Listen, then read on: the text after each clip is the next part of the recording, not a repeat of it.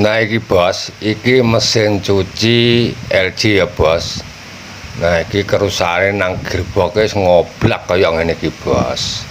Iki kaya ngoblak, wis ngoblak, AC ngoblak. Dadi ora usah didandani rono rene alah iki lho jerone rene apa-apane. Angel iki dandanane.